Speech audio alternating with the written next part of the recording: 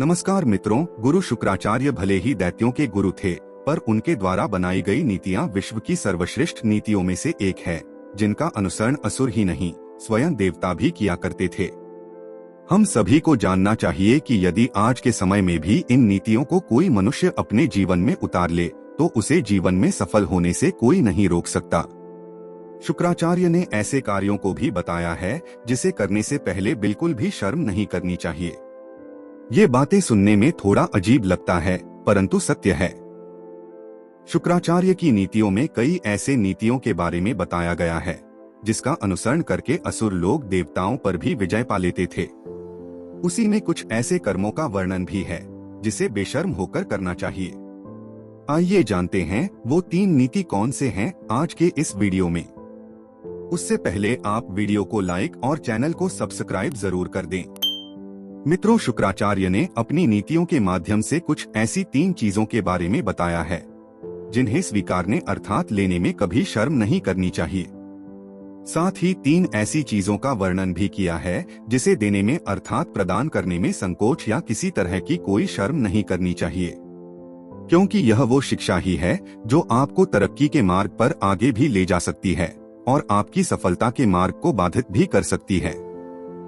चलिए पहले बात करते हैं शुक्र नीति के अनुसार ऐसी कई चीजों के बारे में जिन्हें स्वीकार करने में या लेने में किसी भी मनुष्य को बिल्कुल बेशर्म हो जाना चाहिए। पहली चीज है विद्या।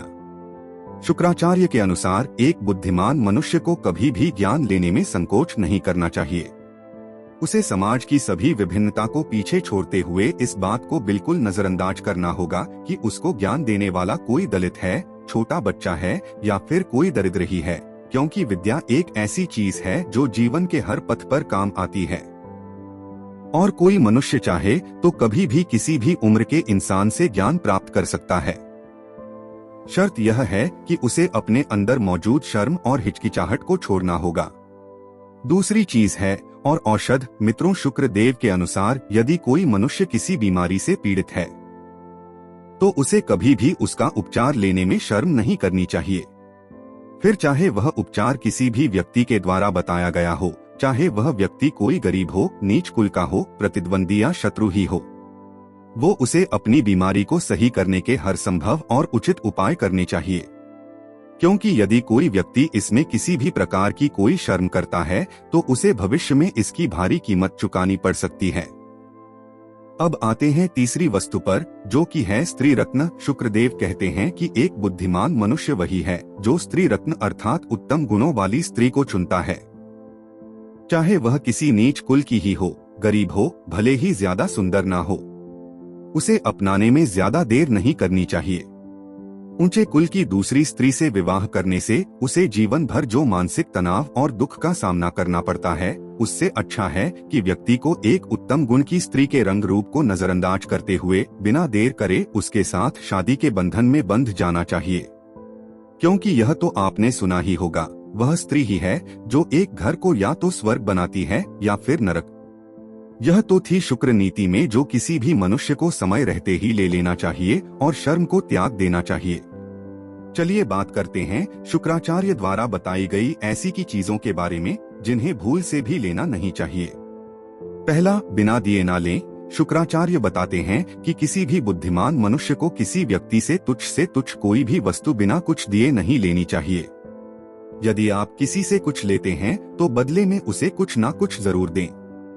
कभी भी मुफ्त की वस्तुओं को स्वीकार ना करें, क्योंकि यह अनुचित है और भविष्य में अनर्थ का कारण भी बन सकता है। दूसरा, किसी का पाप ना कहें। शुक्र नीति के अनुसार मनुष्य को कभी भी दूसरों द्वारा किए पापों को किसी तीसरे अर्थात अन्य व्यक्ति से नहीं कहना चाहिए, चाहे वह पाप कितना ही छोटा क्यों ना हो। कोई पूछे फिर भी उसका यह बात सबके सामने उजागर नहीं करना चाहिए। इसका एक अर्थ यह भी हुआ, आपको कहने के साथ किसी अन्य व्यक्ति से जुड़े पाप और अपशब्दों को बिल्कुल भी सुनना नहीं चाहिए।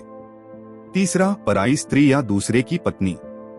शुक्राचार्य कहते हैं कि किसी भी बुद्धिमान मनुष्य को किसी दूसरे की पत्नी को दूषित नहीं करनी चाहिए, चाहे लाख कोशिश क्यों ना करें, पर ऐसी स्त्री से उचित दूरी बनाए रखनी चाहिए, क्योंकि चरित्रहीन स्त्री को अपने चरित्र और उसके सम्मान से ज्यादा मतलब नहीं होता।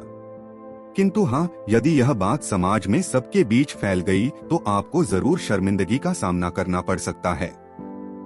इतना ही नहीं, धार्मिक दृष्टि से तो इसे घोर पाप की श्रेणी में रखा गया है।